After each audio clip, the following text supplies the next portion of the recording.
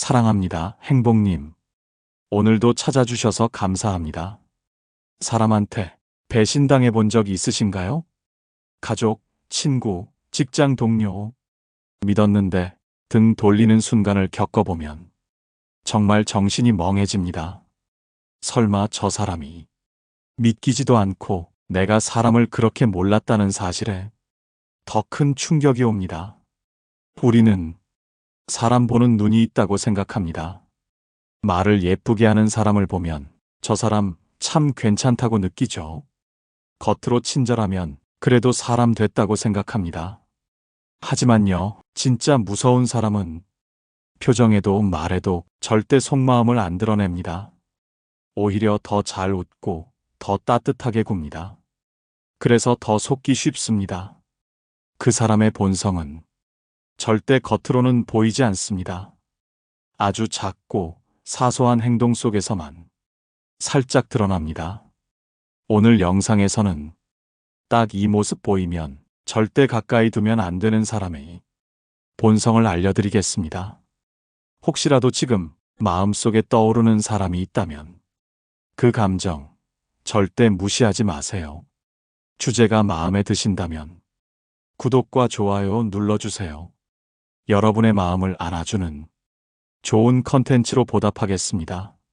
사람은요, 생각보다 겉모습에 쉽게 속습니다. 말투가 부드럽고 표정이 친절하면 저 사람은 나쁜 사람일 리 없어 라고 믿어버리죠. 하지만 심리학에서는 첫인상은 편견의 또 다른 이름일 수 있다 라고 말합니다. 우리는 상대의 외적인 이미지나 말솜씨에만 집중하고 그 사람이 어떤 상황에서 어떤 선택을 하는지는 잘 보지 않습니다. 또 하나 우리는 좋은 사람이고 싶다는 마음 때문에 상대를 쉽게 믿고 의심하는 걸 죄책감으로 느끼기도 합니다. 설마 저 사람이 그럴 리 없어. 나한테 저렇게 잘해주는데.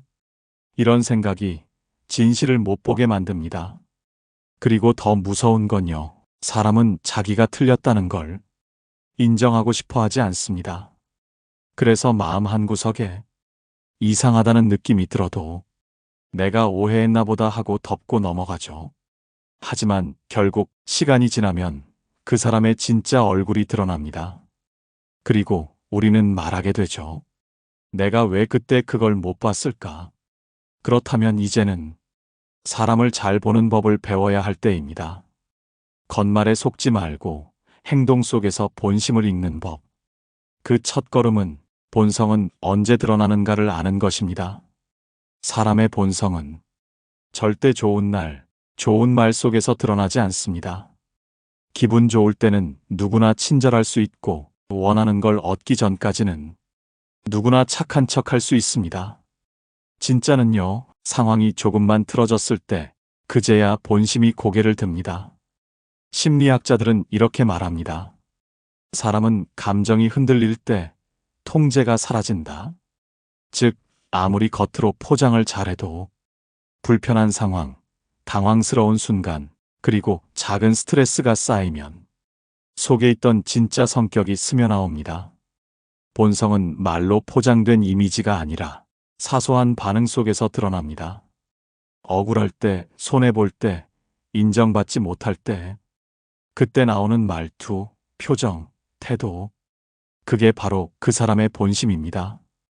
첫 번째, 작은 권한에 취하는 사람. 어떤 사람에게 작은 권한 하나만 줘보세요. 회의를 진행해 보라든지, 단체 톡방에서 공지 하나 올려보라고 하든지, 그 작은 역할을 맡은 순간부터 말투가 달라지고 사람이 바뀝니다. 이제부터 내가 조율할게요. 다 나한테 확인하고 해요. 그건 내 허락 없이는 안 됩니다. 그 전까지는 별말 없던 사람이 갑자기 자기가 리더인 양 말하기 시작합니다. 겉은 예의 바른 척하는데 속은 이미 권력놀이에 빠져 있는 겁니다. 근데요, 이게 웃긴 게 아니에요. 심리학적으로 이미 증명된 현상입니다.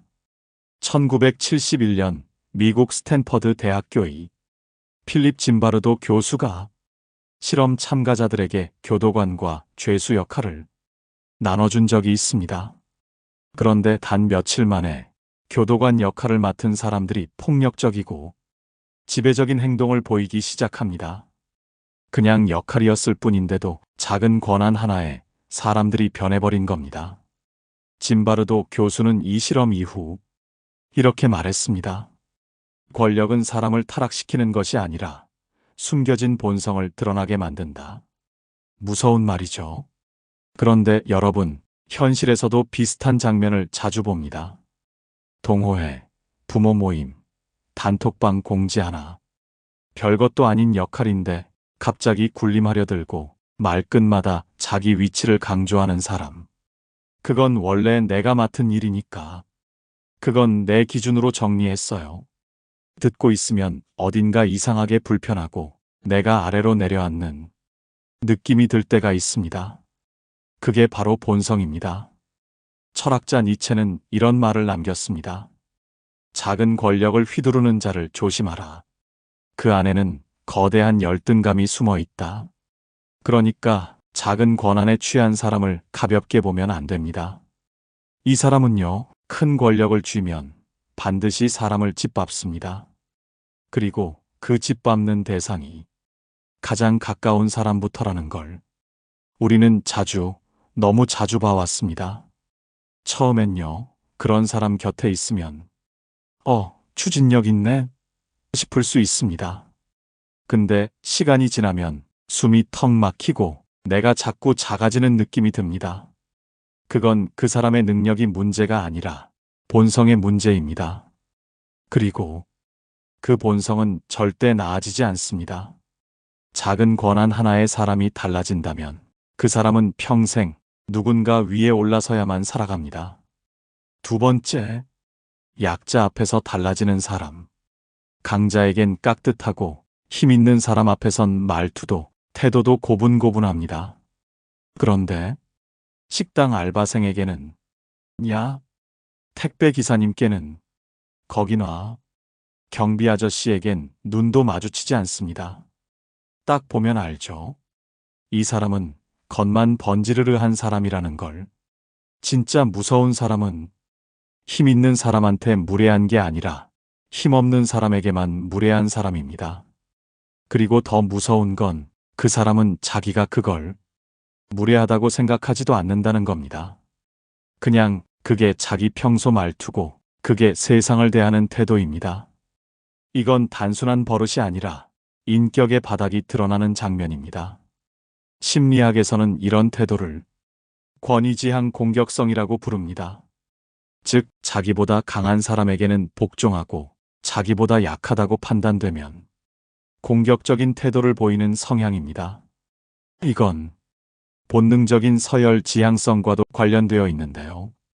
자기 위치를 올리기 위해 아랫사람을 누르는 방식을 택하는 겁니다.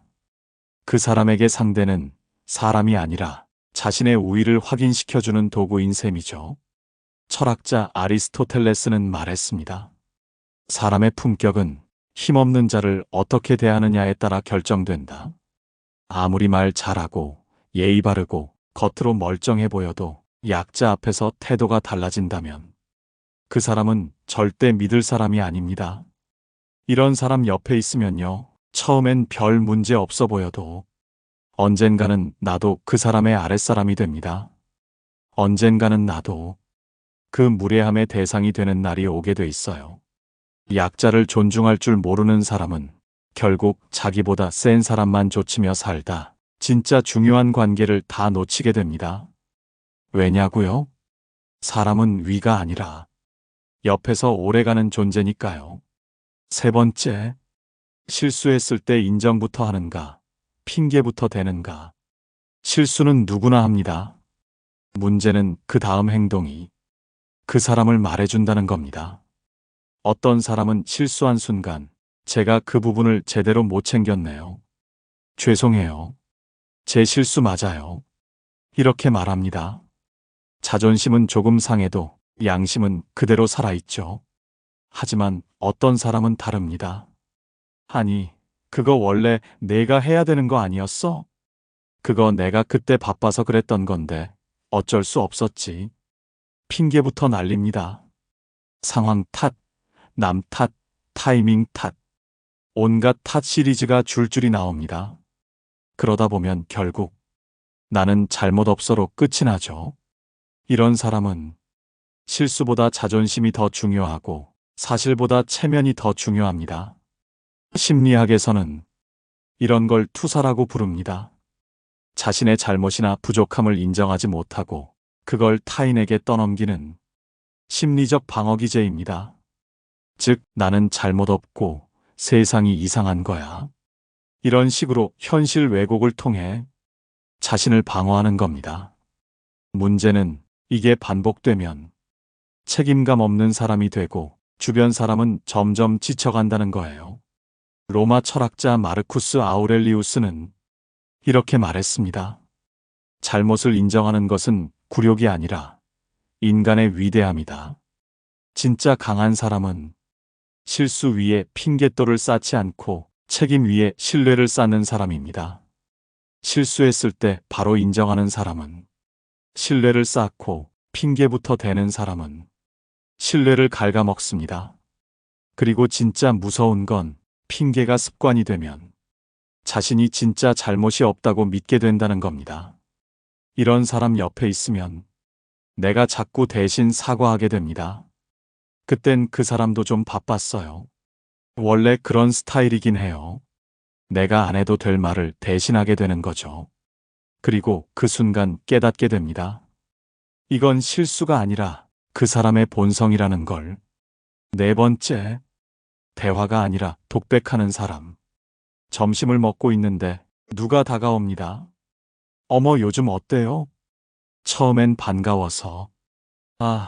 뭐 그냥 그래요. 애가 좀 아파서. 라고 말했는데 그 말을 꺼낸 게 실수였습니다. 애가 아파?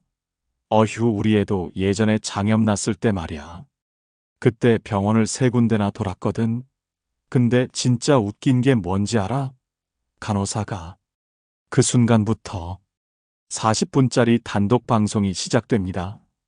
내 얘기는 어디 갔고 나는 그냥 리액션 머신이 됩니다.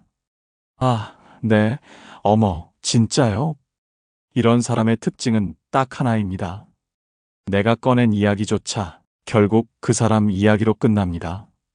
심지어는 내가 힘들다고 말해도 아휴, 그래도 나는 더 했어. 그거 아무것도 아니야, 나는 말이지. 이건요, 단순한 말 많음이 아닙니다. 타인의 존재를 자기 이야기의 배경 정도로 여기는 본성입니다. 하버드대 심리학과 연구팀은 자기의 성향이 높은 사람들의 대화 패턴을 분석한 적이 있습니다.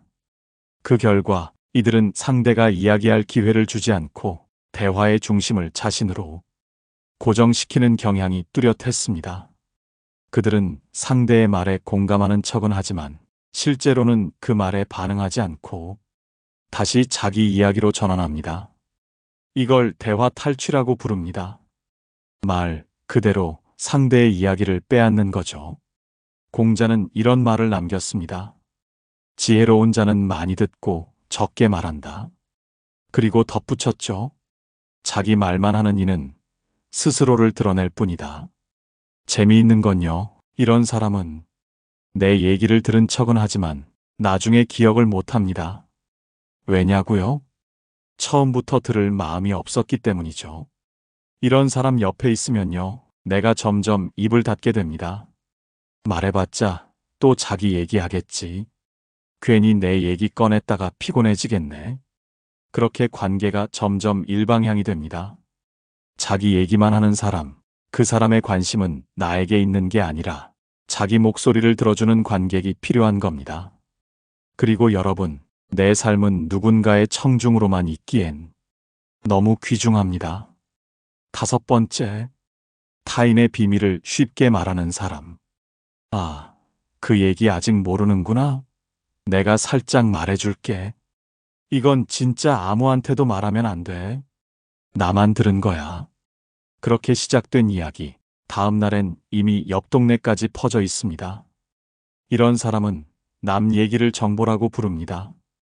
그리고 그 정보를 가지고 자기가 뭔가 우위에 있다는 착각을 하죠. 말끝마다. 근데 이건 진짜 말하면 안 되는 건데. 아는 사람만 아는 건데. 입으로는 조심조심 말하면서 실제로는 제일 많이 퍼뜨리는 사람. 이 사람의 본성은 단순한 수다쟁이가 아닙니다. 신뢰라는 걸 가볍게 여기는 사람, 그리고 정보를 흘림으로써 우월감을 느끼려는 사람입니다. 심리학에서는 이런 사람들의 행동을 정보 권력의 행사라고 부릅니다. 즉, 내가 아는 정보가 너보다 많아. 나는 더 우위에 있어. 이 감정을 느끼기 위해 남의 이야기를 흘리는 겁니다. 이런 사람의 심리 깊숙한 곳엔 불안정한 자기애가 자리 잡고 있습니다. 자신이 특별하다는 걸 증명하고 싶지만 실제로는 내세울 게 별로 없기 때문에 정보를 가진 사람처럼 행동해서 존재감을 세우는 거죠.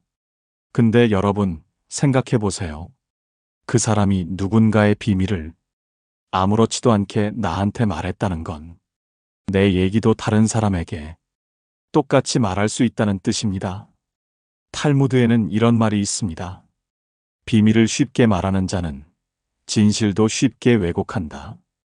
입이 가벼운 사람은 단순히 말이 많은 게 아니라 관계의 경계선을 넘나드는 걸 즐기는 사람입니다. 이런 사람 옆에 있으면요, 자꾸 말을 고르게 됩니다. 무슨 얘기를 해도 혹시 이 얘기도 나중에 퍼지는 건 아닐까? 늘 조심하게 되고 결국 진짜 마음을 숨기게 됩니다. 신뢰는요, 아껴야 깊어지고 무겁게 다루는 사람과 함께할 때 오래갑니다. 타인의 비밀을 쉽게 말하는 사람은 언젠가 내 등에 칼을 꽂는 사람입니다. 6번째, 화가 날 때 어떻게 표출하는가? 사람은 누구나 화가 납니다. 중요한 건 화를 참느냐가 아니라 화를 어떻게 다루느냐입니다. 어떤 사람은 화를 못 참고 물건을 던지고 소리를 지릅니다. 말끝마다 짜증을 실어서 상대를 찍어 누르려 하죠. 또 어떤 사람은 아무 말도 하지 않습니다. 말 대신 침묵, 대답 없이 무시하고 얼음장 같은 분위기로 상대를 질식시킵니다. 그런데 여러분, 이 두 사람의 공통점이 뭔지 아세요? 바로 감정을 조절하지 못한다는 겁니다. 심리학에서는 이런 상태를 미성숙한 감정 조절이라고 부릅니다. 자기 감정에 휘둘려서 행동으로 상대를 위협하거나 또는 말을 끊고 존재 자체로 상대를 공격하는 것. 즉, 분노의 방식은 달라도 그 안에 담긴 폭력성은 똑같다는 겁니다. 실제로 감정을 격하게 분출하는 사람보다 아무 말 없이 조용히 분노를 표현하는 사람이 주변에 훨씬 더 오래 깊은 상처를 남긴다는 심리 실험 결과도 있습니다. 왜냐고요? 소리 없는 분노는 상대의 죄책감과 불안감을 자극하기 때문입니다. 철학자 플라톤은 이렇게 말했습니다. 화났을 때 어떤 말을 하는가를 보면 그 사람의 수준을 알 수 있다. 여기서 말은 말투만이 아니라 태도 전체를 뜻하는 말입니다. 화를 참는 것도 능력이지만 화를 다루는 방식은 인격의 깊이입니다. 화를 못 이겨서 감정에 휘둘리는 사람, 그리고 침묵으로 상대를 밀어내는 사람. 그 둘 다 결국 관계를 상처내고 망가뜨립니다. 진짜 괜찮은 사람은 화를 내기 전에 자신의 감정을 먼저 바라보고 화를 낼 때조차 상대를 지키는 태도를 잃지 않습니다. 감정이 고조됐을 때 드러나는 모습이 곧 그 사람의 진짜 얼굴입니다. 7번째, 거절 한 번에 돌변하는 사람. 처음엔 참 친절합니다. 말도 곱고 말투도 부드럽고 뭔가 정 많은 사람 같기도 합니다. 그런데요, 딱 한 번 부탁을 거절해 보세요. 그 사람 눈빛부터 달라집니다. 아, 그래. 알겠어. 겉으론 웃는데 그 뒤로 연락이 끊기거나 대화 분위기가 확 달라집니다. 갑자기 뾰로통해지거나 평소에 하던 농담조차 차갑게 받아칩니다. 됐어. 너 바쁘다며. 괜찮아. 내가 알아서 하지 뭐. 말은 괜찮다고 해놓고 온몸으로 안 괜찮다고 신호를 보내는 사람. 그건 상처받은 게 아니라 계산이 어긋난 겁니다. 이런 사람은요, 처음부터 호의로 다가온 게 아닙니다. 내가 너한테 잘해줬으니까 너도 내 부탁을 들어줘야 한다는 거래의 마음이 깔려 있던 겁니다. 심리학에서는 이를 조건적 호의라고 부릅니다. 이타적인 척하지만 실은 자기 이익이 안 맞으면 관계를 끊어버리는 사람들. 이들은 호의가 아니라 투자를 한 겁니다. 그리고 수익이 안 나면 바로 관계를 청산합니다. 실제로 미국 심리학자 존 바위가 진행한 실험에 따르면 사람들은 한 번의 거절만으로도 상대를 이기적이다, 믿을 수 없다고 평가하며 관계를 끊으려는 경향을 보였습니다. 더 놀라운 건 그전까지 받았던 호의조차 그때도 억지로 한 거였어 라며 깎아내린다는 사실. 이게 바로 조건적 친절의 실체입니다. 이런 유형의 사람 옆에 있으면요, 늘 조심하게 됩니다. 이번엔 또 뭘 기대할까? 혹시 내가 실망시킨 건 아닐까? 아니에요. 실망시킨 게 아니라 그 사람이 기대한 이익을 주지 못한 것뿐입니다. 프랑스 철학자 장폴 사르트르는 이렇게 말했습니다. 진짜 인간관계는 상대를 수단이 아니라 목적으로 대할 때만 가능하다. 그런데 이런 사람은 처음부터 나를 하나의 수단으로만 보고 있었던 겁니다. 부탁을 들어줄 때만 좋은 사람이고 거절하면 태도 바뀌는 사람. 그건 감정 조절의 문제가 아니라 관계 자체가 목적이 아닌 사람입니다. 사람은요, 진짜 마음이 있는 사람 앞에서는 서운해도 표현을 조심합니다. 왜냐하면 관계를 잃고 싶지 않기 때문이죠. 하지만 이런 사람은 거절 하나에 돌변합니다. 그 순간 알아야 합니다. 그 사람에게 중요한 건 나라는 존재가 아니라 내가 줄 수 있는 유익이었다는 걸. 8번째, 남 잘 되는 걸 못 견디는 사람. 겉으로는 축하해 줍니다. 와, 진짜 대단하다. 오, 성공했네. 그런데요, 눈빛이 안 웃고 있어요. 말은 웃는데, 입꼬리는 올라갔는데, 눈에서는 미세한 견딤의 흔들림이 보입니다. 그 다음엔 꼭 이런 말을 덧붙이죠. 근데 그거 오래 가진 않더라. 사실 그 분야는 원래 좀 운빨이지. 뭐 요즘은 다들 그 정도는 하잖아. 이런 사람 주변에 한 명쯤은 있죠? 질투는요, 감정이 아니라 본성에서 나옵니다. 특히 남이 잘 되는 걸 보면 자기가 초라해지는 사람. 그 사람은 절대 너는 너 나는 나를 못합니다. 비교 없이는 존재 자체가 위태롭기 때문이죠. 심리학자 레온 페스팅거는 사회적 비교 이론을 통해 사람이 자신의 가치를 확인할 때 절대적인 기준이 아닌 타인과의 비교를 통해서 판단한다고 말했습니다. 그 중에서도 자기 확신이 부족한 사람일수록 주변 사람의 성공에 더 크게 흔들린다는 결과가 나왔습니다. 즉, 나보다 누군가가 잘 나가면 그건 곧 내가 뒤처졌다는 증거로 느껴지는 사람들. 바로 이들이 남의 성공에 진심으로 박수를 못 치는 이유입니다. 말은 축하한다고 하면서 자꾸 폄하하고 자꾸 비교하고 자꾸 운이 좋았다고 말하는 사람. 그 사람의 입에는 감탄이 없고 경쟁만 남아 있습니다. 철학자 쇼펜하우어는 이렇게 말했습니다. 질투는 인간 본성 중 가장 솔직한 악이다. 이 말 너무 날카롭죠? 사람은 속일 수 있어도 질투는 참지 못한다는 겁니다. 질투는요, 누군가 앞서간다는 사실보다 자기 안의 결핍을 건드리는 감정입니다. 그래서 질투하는 사람은 남의 잘됨이 아니라 자신의 초라함에 화가 나 있는 거죠. 그 감정을 이겨내는 사람은 성장하고 그 감정에 사로잡히는 사람은 조용히 그러나 확실히 주변을 망가뜨립니다. 이런 사람 옆에 있으면요, 기쁜 일이 생겨도 내가 말조심을 하게 됩니다. 자랑도 못하고 소식도 조심스레 꺼내게 되죠. 왜냐고요? 진심으로 기뻐해 줄 사람이 아니라는 걸 이미 몸이 알고 있기 때문입니다. 남 잘 되는 걸 못 견디는 사람. 그 사람의 문제는 감정이 아니라 내면 깊숙이 자리 잡은 비교 중독입니다. 그리고 그 비교는 언젠가 반드시 나를 향해 나를 세우게 됩니다. 9번째, 주는 척하지만 철저히 계산하는 사람. 아니에요. 그냥 드리는 거예요. 이건 마음이에요. 부담 갖지 마세요. 처음엔 참 따뜻해 보입니다. 뭔가 챙겨주고 베풀고 도와주고 속으로 와, 이런 사람이 다 있네 싶죠. 그런데요. 며칠 뒤 분위기가 달라집니다. 그때 내가 도와드린 거 기억하시죠? 제가 저번에 드린 거 생각하면 이번엔 제가 우선이지 않나요?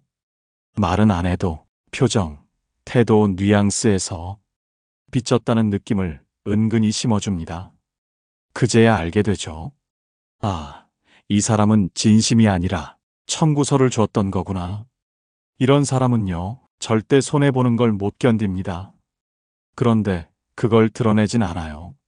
나는 널 위해 이렇게까지 해줬다는 감정의 빚으로 압박하는 겁니다. 사회심리학자 로버트 치알디니는 사람이 가장 약해지는 순간 중 하나로 바로 이때를 꼽았습니다. 누군가의 호의에 빚졌다고 느낄 때 도움받은 건 고마운데 그게 꼭 마음 한쪽에 이렇게 남죠. 아, 이거 나중에 돌려줘야 하는 거 아냐? 치알디니는 실험을 했습니다. 참가자들에게 작은 선물을 먼저 주고 그 다음에 작은 부탁을 했습니다.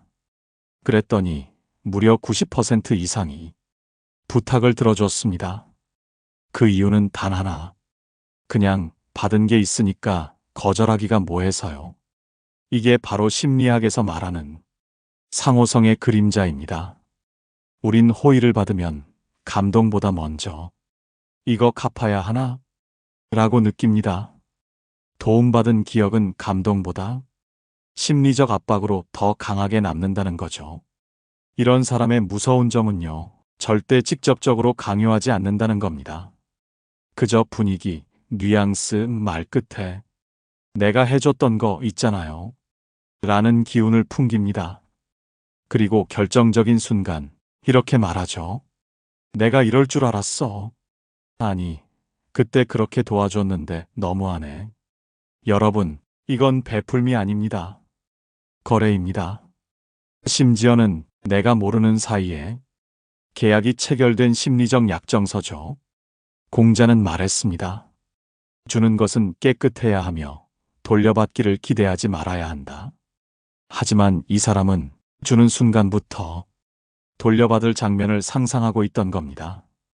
이런 사람 곁에 있으면요, 받을 때마다 불편해집니다.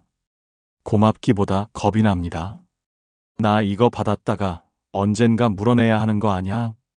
괜히 받아서 관계가 더 무거워지면 어쩌지? 그래서 나중엔 도움이 필요해도 그 사람에겐 손이 안 갑니다. 그리고 결국 관계는 멀어집니다. 진짜 좋은 사람은 준 걸 기억하지 않고 받은 사람이 오래 기억나게 하는 사람입니다. 주는 척하지만 철저히 셈 빠른 사람.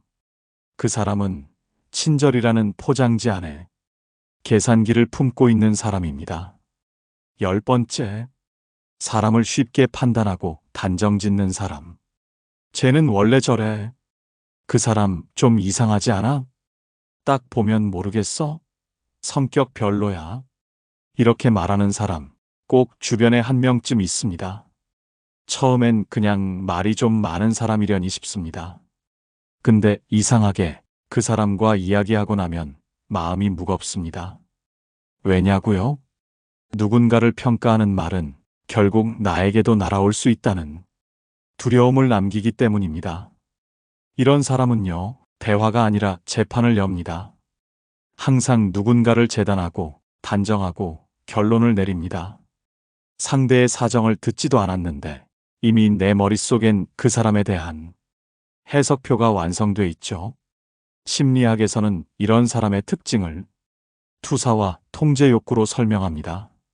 스스로의 결핍이나 불안을 감추기 위해 다른 사람의 약점을 찾아내고 그걸 내가 우위에 있다는 착각의 도구로 쓰는 겁니다. 즉, 자존감이 낮을수록 타인을 더 많이 평가하고 남을 깎아내려야 자기 위치가 지켜진다고 믿는 심리가 숨어 있습니다. 스토아 철학자 에픽테토스는 이런 말을 했습니다. 타인을 판단하기 전에 당신의 영혼을 먼저 바라보라. 사람을 쉽게 판단하는 사람은요, 자기 마음을 볼 용기가 없기 때문에 남의 삶을 함부로 해석하려는 겁니다. 이런 사람 옆에 있으면 나도 모르게 불안해집니다. 내 말, 괜히 저 사람한테 잘못 들린 거 아닐까? 내 행동도 뒤에서 평가받고 있는 건 아닐까? 그래서 점점 입을 닫게 되고 그 관계 안에서는 절대 편해질 수 없습니다. 진짜 괜찮은 사람은 상대를 판단하기보다 이해하려고 합니다. 말보다 마음을 먼저 보고 단정하기보다 한 번 더 기다려줍니다. 왜냐고요? 사람은 보이는 대로만 살지 않기 때문입니다. 모든 사람에겐 사정이 있고 그 사정을 모르는 상태에서 내린 평가는 결국 그 사람을 위한 게 아니라 나를 드러내기 위한 말일 뿐이니까요. 사람을 쉽게 판단하는 사람, 그 사람은 결국 관계를 분석하려 들지 함께 느끼려 하지 않는 사람입니다. 그런 사람은 절대 가까이 두면 안 됩니다. 오늘 우리는 그 사람의 본 모습이 드러나는 10가지 순간을 이야기했습니다. 아주 사소한 장면들, 작은 말투 하나, 짧은 반응 하나 속에 그 사람의 진짜 얼굴이 숨어 있었습니다. 사실 우리도 그 순간들을 느낀 적이 있었습니다. 하지만 모른 척 했죠. 내가 예민한 건 아닐까? 내가 오해하는 건 아닐까? 자꾸만 내 마음을 의심하고 눌렀습니다. 그렇게 애써 웃고, 애써 맞춰주고, 애써 참고 살아온 날들. 그 마음, 누구보다 내가 잘 알고 있습니다. 이제는 알겠습니다. 사람을 잘 본다는 건 상대를 판단하는 게 아니라 나를 아프게 하는 사람에게 아니오라고 말할 수 있는 용기라는 걸. 이제는 괜찮습니다. 사람 때문에 무너졌던 마음, 이젠 사람으로부터 다시 지킬 차례입니다. 잘못된 관계에서 멀어진다고 해서 내가 나쁜 사람이 되는 게 아닙니다. 나는 내 마음을 지켜야 할 책임이 있는 사람입니다. 그리고 여러분, 제일 중요한 건 이겁니다. 좋은 사람을 만나는 것보다 내 마음을 함부로 대하는 사람 곁에 머물지 않는 것. 그것이야말로 내가 나를 사랑하는 가장 단단한 방법입니다. 오늘 영상을 보며 여러분은 어떤 생각이 드셨나요? 여러분의 경험과 생각을 댓글로 나눠주세요. 여러분의 이야기가 누군가에게 큰 위로와 깨달음이 될 것입니다. 오늘 영상이 도움이 되셨다면 소중한 분들께 공유해 주시고 구독과 좋아요로 저를 응원해 주세요. 여러분과의 소중한 연결이 저에게 큰 힘이 됩니다. 오늘도 여러분의 행복을 빕니다. 이상으로 행복 주문서였습니다.